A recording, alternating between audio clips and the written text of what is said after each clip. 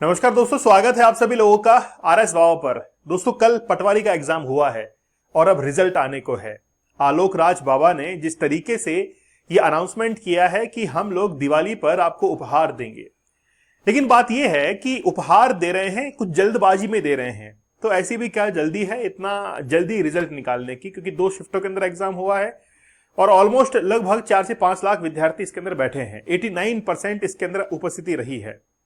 सब कुछ बातें ठीक है, सब कुछ अपनी जगह पर है। हमको रिजल्ट की इतनी जल्दी नहीं है, बस बात यह है कि करप्शन कम से कम हो।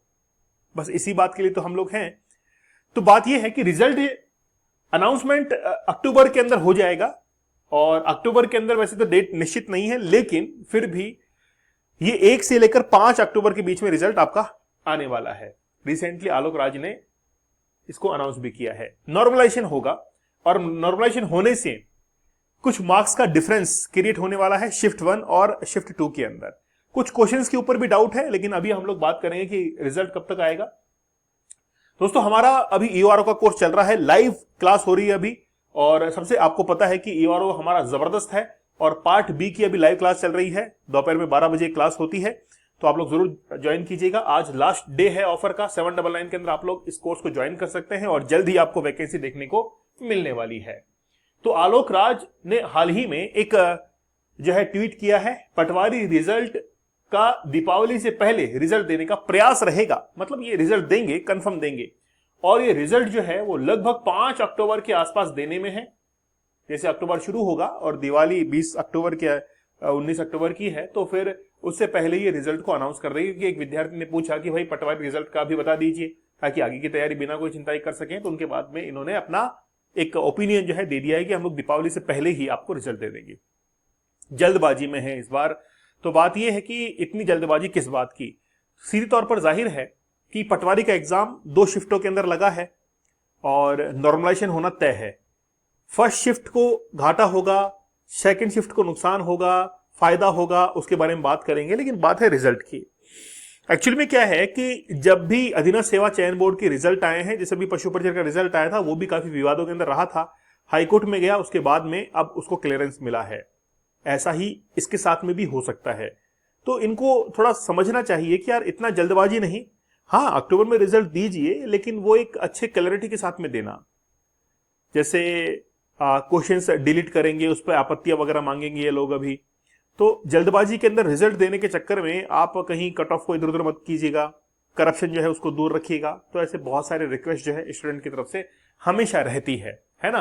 एक कहावत है कि राजस्थानी के अंदर कि या तो कुछ करेंगे नहीं, और करेंगे तो फिर छप्पर फाड़ देंगे, है ना। वो थोड़ी अलग तरीके से थी, उसके अंदर शब्द भी अलग अलग तरीके से थे। खैर चलो, लेकिन अगर नॉर्मलाइजेशन होगा तो उसका क्या मार्क्स पर असर पड़ेगा।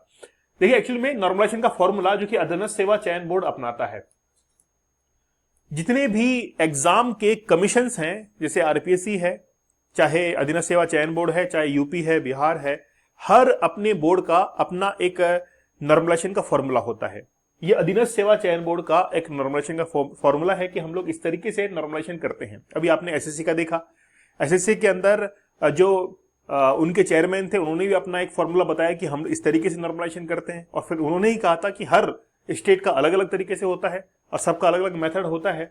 तो ये एक फॉर्मूला जो है, जैसे सिग्मा आर क्यू अपॉन के एफ। तो आर क्यू जो है, आर क्यू क्या है, राइट क्वेश्चन है या फिर रॉन्ग क्वेश्चन, कुछ भी आप रख दीजिए। तो right question of a particular section और सब्जेक्ट, उसको डिवाइड करना है की फैक्टर से, और की फैक्टर को निकालना ही अपने आप में बहुत टेढ़ी खीर है। जैसे की फैक्टर को निकालने के लिए मैक्सिमम मार्क्स रखने पड़ते हैं। जैसे पटवारी का एग्जाम 300 मार्क्स का हुआ है, उसके बाद में टोटल नंबर ऑफ क्वेश्चंस, तो क्वेश्चंस कितने हैं, 150 है। फिर इसको मल्टीप्लाई करना पड़ता है total number of questions of a particular section और सब्जेक्ट। तो पर्टिकुलर सब्जेक्ट के अंदर कितने क्वेश्चन जो हैं वो अभी पूछे गए हैं, है ना। Number of valid questions of a particular section subject. तो यहां पर आप देखेंगे कि ये जो मैक्सिमम मार्क्स हैं, ये मैक्सिमम मार्क्स कभी भी इन्होंने क्लैरिफाई नहीं किया है कि वो हमेशा एक जो हाईएस्ट मार्क्स गेन किए हैं उसके नंबर रख रहे हैं या फिर पेपर के नंबर रख रहे हैं। ये अपने हिसाब से थोड़ा सा करते हैं, कभी भी इसका खुलासा नहीं किया है। और जब भी कोई व्यक्ति ऐसे कहता है कि नहीं यहाँ पे तो ये रखते हैं, वो बेसिकली कोई उनको क्लैरिफिकेशन भी नहीं है इस चीज को लेकर, क्योंकि कभी बोर्ड ने क्लैरिफाई नहीं किया है। तो खैर, मैक्सिमम मार्क्स और टोटल नंबर ऑफ क्वेश्चन इन्होंने डिवाइड कर दिया है। Total number of questions of a particular subject और सेक्शन की बात है। नंबर ऑफ वैलिड क्वेश्चन मतलब डिलीट होने के बाद में क्वेश्चन नंबर जो है वो कितने रह गए हैं वो यहां पर आएगा। ठीक है, इस तरीके से फिर नॉर्मलाइजेशन करते हैं।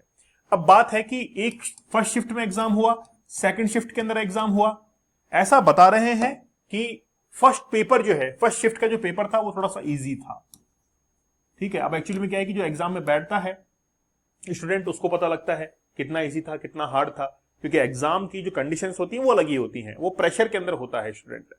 तो टफ है कि इजी है, उसका अनुमान जो है वो बाद में लगाया जाता है, और सेकंड शिफ्ट जो है उसका थोड़ा सा टफ बता रहे हैं।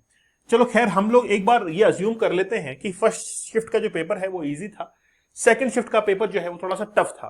तो यहां पर नॉर्मलाइजेशन को लेकर कितना जो है इफेक्ट पड़ सकता है, मेरे अकॉर्डिंग, मैंने जैसे पेपर को देखा, दोनों पेपर्स को मैंने देखा, तो मुझे कोई खासा नजर नहीं आया। फर्स्ट शिफ्ट और सेकंड शिफ्ट के अंदर कोई खासा डिफरेंस जो है नजर नहीं आया। फिर भी अगर थोड़ा बहुत भी हम लोग देखें तो फर्स्ट शिफ्ट वाकई में थोड़ा सा क्वेश्चंस को लेकर इजी था, क्योंकि ऑप्शन कोई ट्रिकी नहीं थे, और सेकंड शिफ्ट जो है वो थोड़ा सा इससे टफ मान सकते हैं, वैसे इक्वल है। अब जो फर्स्ट पेपर और सेकंड पेपर के अंदर क्वेश्चन पूछे गए हैं, आप देखेंगे कि 80% जो क्वेश्चन है, 80% का 90% मान लो यार, मेरे हिसाब से तो 100% ही, मैंने बहुत सारी किताबों के अंदर उन क्वेश्चन को देख लिया, 100% जो पेपर है वो PYQ के ऊपर डिपेंड है, प्रीवियस ईयर के क्वेश्चन पेपर। और जिसने प्रीवियस ईयर के क्वेश्चन पेपर अच्छे सॉल्व किया उसके थोड़ा सा मजे हो गए, क्योंकि वो पेपर, वो जो क्वेश्चन थे वापस रिपीट हुए। और अगर फर्स्ट पेपर को हम लोग इजी मान ले थोड़ा बहुत, है ना, और इसको थोड़ा सा हार्ड मान ले, तो जो फर्स्ट शिफ्ट वाले हैं उनको थोड़ा सा ये मान के चलिए कि 2 से 5 नंबर का नुकसान होगा, इससे ज्यादा नहीं, और यहां पर 2 से 5 नंबर ऐड हो सकते हैं, बस इतना ही डिफरेंस जो है वो रहेगा। ज्यादा डिफरेंस तो अधीनस्थ सेवा चयन बोर्ड खुद जानबूझकर नहीं रखना चाहेगा, क्योंकि अगर ज्यादा डिफरेंस रखा तो फिर वो विवादों के अंदर भी आ सकती है भर्ती, इसीलिए वो ज्यादा नंबर का डिफरेंस नहीं रखेगा, वो कोई 2, 3 नंबर, 5 नंबर, बस इतना ही डिफरेंस रख पाएगा, क्योंकि वो खुद भी विवादों से बाहर रहना चाहता है। क्योंकि अभी देखिए कि आप हालिया माहौल ये रहा था कि अधीनस्थ सेवा चयन बोर्ड को भी खूब फटकार लगी है, आरपीसी खूब फटकार लगी है, और इस बार जो एसआई का एग्जाम देने वाले हैं और जिन्होंने 2021 में एग्जाम दिया था और वो इस बार एज के अंदर रिलैक्सेशन चाहते हैं, उनके लिए 28 अगस्त की शाम को 4 बजे एक बहुत बड़ी खुशखबरी आने वाली है। आप लोग तैयार रहिएगा उसके लिए, है ना। तो फर्स्ट शिफ्ट और सेकंड शिफ्ट के अंदर आप, फर्स्ट पेपर जो था वो थोड़ा सा इजी था, इसलिए थोड़ा सा इनको नुकसान हो सकता है, 1-2 नंबर का, 2-3 नंबर, 5 नंबर तक मैक्सिमम, इससे ज्यादा वो नहीं जाएगा। ठीक है, तो चलिए, तो आप लोगों के लिए रिजल्ट जो है वो जल्दी ही आ रहा है। आलोक बाबा ने अभी अनाउंस कर दिया है कि वो जल्दी ही रिजल्ट को दे देंगे, है ना। देखिए, थोड़ा सा फ्रैंकली वो इंसान लगता है, ऐसा लगता है कि यार बस ऐसे कोई भी बात होती है तो वो कमेंट करके बता देते हैं, है ना। तो कहते हैं कि ज्यादा नजदीकियां जो है वो कई बार बहुत घातक साबित होती हैं, ऐसा इनके साथ में हो सकता है आगे आने वाले समय के अंदर। ठीक है, चलो आप लोग हमारे UROE कोर्स के साथ में जरूर जुड़िए। लाइव बैच चल रहा है अभी 799 के अंदर, और आज इसकी ऑफर की आखिरी डेट है। साथ ही के अंदर ग्रेड 4 का जो एग्जाम है वो अभी सितंबर में है, इसके भी ऊपर ऑफर चल रहा है। ठीक है, लास्ट डेट है 17 अगस्त थी, एक दिन और बढ़ाया गया है। इसके अंदर सभी सब्जेक्ट कवर हो रहे हैं, टेस्ट सीरीज, PDF नोट, सब कुछ आपको मिल रहा है। ग्रेड 4 की वैकेंसी आपको नहीं छोड़नी है। साथ ही के अंदर हमारे सभी कोर्सेज के ऊपर अभी सेल चल रही है, जैसे प्रयोगशाला परिचारक, है ना, परिचायक की वैकेंसी आई थी अभी PhD के अंदर 54 वैकेंसीज, उसके लगभग 2 लाख फॉर्म आए हैं। तो आप लोग जरूर उस एग्जाम की तैयारी कीजिएगा, है ना, अगर आपने एग्जाम दिया है। ठीक है, ज्योग्राफी, अगर लैब एसोसिएशन का आप लोग एग्जाम देने वाले हैं और ज्योग्राफी आपका सब्जेक्ट है, तो हमने 70 पेपर आपको अवेलेबल करवाए हैं ओनली 149 रुपीज के अंदर। आप लोग टॉपिक वाइज टेस्ट सीरीज को जरूर लीजिएगा।